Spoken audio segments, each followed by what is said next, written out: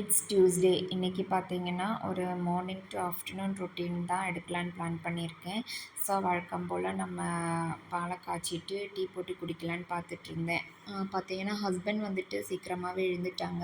ஆனால் நம்ம யோகி குட்டி தூங்கிட்டுருக்கா. ஸோ ஃபஸ்ட்டு அவனுக்கு நம்ம பாலை காய்ச்சி வச்சுட்டோம்னா அவன் எழுந்தோடனே கொடுத்துர்லான்ட்டு அதை காய்ச்சி வச்சுட்டு அப்படியே எங்களுக்கும் டீ போட்டுட்ருந்தேன்.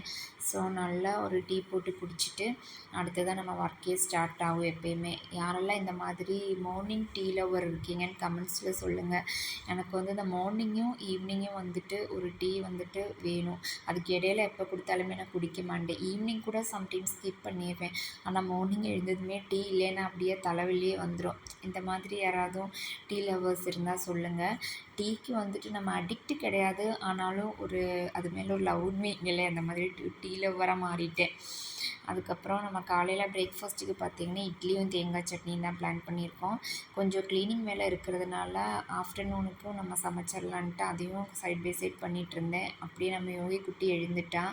அப்புறம் அவனுக்கு அவன் வேலையெல்லாம் பார்த்துட்டு பாலாற்றி கொடுத்துட்டு கொஞ்சம் ட்ரெஸ்ஸையும் வாஷ் பண்ணிடலான்ட்டு மிஷினில் போட்டுட்ருந்தேன். அதுக்குள்ளே அவன் வந்துட்டு லிக்விட் ஊற்றும்போது அவன்கிட்ட கொடுக்க சொல்லுவியோ ஊற்றுறக்கு. ஸோ ஜஸ்ட்டு எடுத்துகிட்டு அவனை அப்படியே தூக்கி அவனை ஊற்ற வச்சுட்டு அப்புறம் இன்னும் கொஞ்சம் ட்ரெஸ் இருந்துச்சு அவனோடது அப்படியே போட்டு லிக்விடை ஊற்றி நம்ம அந்த வேலையை முடிச்சிட்டோம். அது பாட்டுக்கு ஓடிட்டுருக்கோம். நம்ம ஒர்க்கு முடிக்கிறதுக்குள்ளே அதுவும் ஓடி முடிச்சிடும்.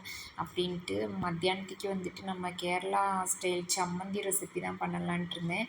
சம்மந்தியும் பீட்ரூட் பொரியலும் அப்புறம் அப்பளம் வச்சுக்கலான்னு சிம்பிளாக தான் பிளான் பண்ணியிருந்தோம். ஆஃப்டர்நூனுக்கு மேலே நம்ம ஃபார்ம் ஹவுஸ் போகலான்னு சொல்லி பிளான் பண்ணிகிட்ருக்கோம். அதுக்குள்ளே பார்த்திங்கன்னா கிளைமேட் வேறு லைட்டாக சேஞ்ச் ஆகிட்டுருக்கு. மழை வர மாதிரி இருக்குது. பார்க்கணும். அதுக்குள்ளே நம்ம க்ளீனிங் ஒர்க்கு அதெல்லாம் முடிச்சிட்டோம்னா மழை இல்லைன்னா போகணும். இல்லைன்னா அப்படியே பிளான் கேன்சல் ஆயிரும். என்ன நடக்குதுன்னு பார்ப்போம். அதுக்கு இடையில அப்படியே நம்ம பீட்ரூட் பொரியலும் ரெடி ஆயிடுச்சு. அப்படியே கொஞ்சம் தேங்காய் மட்டும் போட்டு இறக்கிட்டோம்னா பொரியல் ரெடி. அப்படியே சைட் பை சைடாக சட்னி அரைச்சிடலான்ட்டு தேங்காய் சட்னி தான் அரைச்சிட்ருந்தேன். நம்ம யோகி குட்டிக்கு பார்த்தீங்கன்னா தேங்காய் சட்னி தான் ஃபேவரேட்டு. எனி டைமு சட்னி தான் கேட்பியான். மற்ற சட்னியை விட தேங்காய் சட்னினா அவன் சாதத்துக்கும் சரி எதுக்கும் சரி எல்லாத்துக்குமே சாப்பிடுவான். அந்த மாதிரி ஒரு தேங்காய் சட்னி லவ்வர்னு வச்சுக்கோங்களேன். ஸோ அவனுக்காகவே மேக்ஸிமம் நம்ம தேங்காய் சட்னி அரைக்கிற மாதிரி இருக்கும். ஸோ சட்னி எல்லாம் அரைச்சிட்டு பொரியலும் ரெடி ஆயிடுச்சு. அதெல்லாமே நம்ம எடுத்து வச்சுட்டு அடுத்து கொஞ்சம் வீடெல்லாம் துடைக்கிற வேலை இருந்துச்சு. அதுக்கு முன்னாடி அப்படியே நம்ம பிரேக்ஃபாஸ்ட்டை முடிச்சிடலான்ட்டு அப்படியே நம்ம சட்னியும் தாளிச்சிட்டு சைட் பை சைடு இட்லி ஊற்றி வச்சுட்டோம். ஏன்னா நம்ம க்ளீனிங் ஒர்க்குக்கு போனோம்னா கண்டிப்பாக 1 ஹவருக்கு மேலே ஆயிரும் எல்லாம் முடித்து வர்றதுக்கு.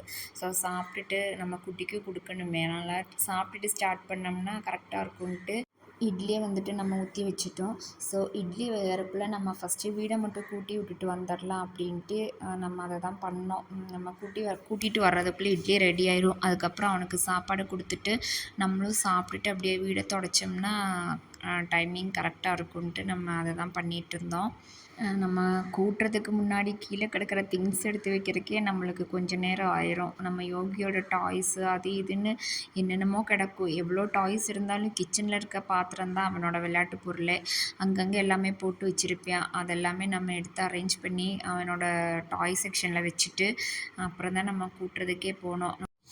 அதுக்குள்ளே நம்ம யோகி குட்டியும் ஹெல்ப் பண்ணுறேன்னு சொல்லி அவனும் கொஞ்சம் அவனோட திங்ஸ்லாம் எடுத்து வச்சிட்ருந்தான். ஸோ நம்ம எல்லாமே எடுத்து வச்சுட்டு கூட்ட போயிட்டோம். அதுக்குள்ளே நம்ம குட்டியும் கூட்டுறேன்னு சொல்லி ஒரு ஸ்டிக் எடுத்துகிட்டு வந்து அப்படியே பின்னாடியே நம்ம கூட்டும்போது அவனும் கூட்டுறேன்ட்டு வருவான்.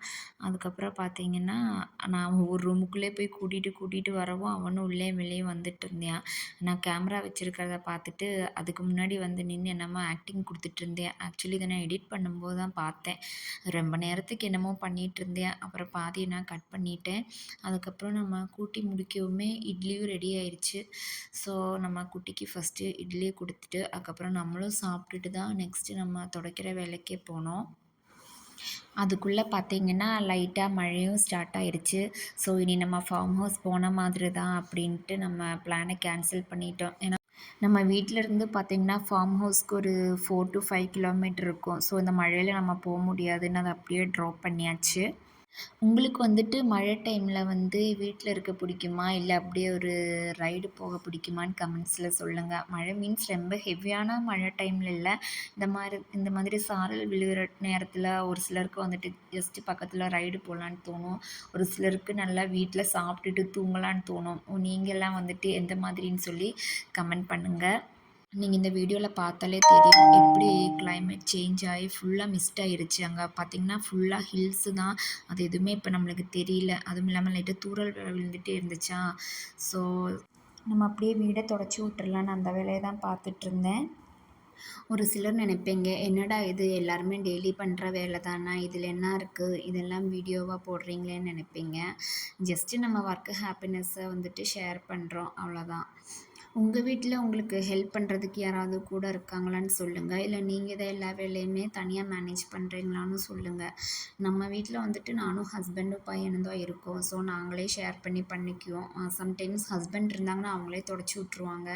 இன்னைக்கு அவங்க இல்லாதனால நானே பார்த்துட்ருக்கேன். அதுக்கிடையில பையன் வந்துட்டு கேமரா பார்த்துட்டு என்னமோ ஆக்டிங்லாம் பண்ணிகிட்ருக்கியான்.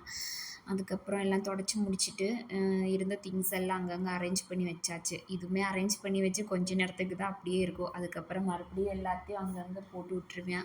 ஸோ சரி அவங்க விளையாடுற ஏஜ் தானே விளையாடட்டும் நானும் விட்டுறது. அதுக்கப்புறம் வெளியே கொஞ்சம் க்ளீனிங் ஒர்க் இருந்துச்சு. நம்மளுக்கு வந்து செப்பல் வைக்கிறதுக்கு ஸ்டாண்ட் இல்லை. ஸோ இங்கே இருக்கிற விண்டோ வந்து நம்ம பெருசாக ஓப்பன் பண்ண மாட்டோம். ஸோ அங்கே ஜஸ்ட்டு வச்சிடலான்ட்டு வச்சுட்டு அங்கே வெளியுமே கழுவி விட்டுறலாம் அப்படின்ட்டு அதையும் கழுவி விட்டுட்டுருந்தேன். அந்த ஒர்க்கை முடிக்கவுமே கரெக்டாக ஹஸ்பண்டும் வந்துட்டாங்க. அவங்க நம்ம யோகி குட்டி கூட விளையாடிட்டு இருந்தாங்க. அன்னைக்கு அவங்க பிரேக்ஃபாஸ்ட்டு கோம்போ பாருங்களேன். ஆக்சுவலி நைட்டு வச்ச சாதம் கொஞ்சம் மீதம் இருந்துச்சு. ஸோ அவங்க தண்ணி ஊற்றி வச்சிரு காலையில் சாப்பிட்டுக்கிறேன் அப்படின்னாங்க. ஸோ வெளியே பார்த்தீங்கன்னா நல்லா சில்னஸான கிளைமேட்டுக்கும் அவங்க பார்த்தீங்கன்னா நல்லா தயிர் சாப்பாடு சாப்பிட்டுட்டு இருந்தாங்க. யாருக்கெல்லாம் அந்த காம்போ பிடிக்கும்னு சொல்லுங்கள். அதுக்குள்ளே நம்ம லஞ்ச் டைமே வந்துருச்சுங்க.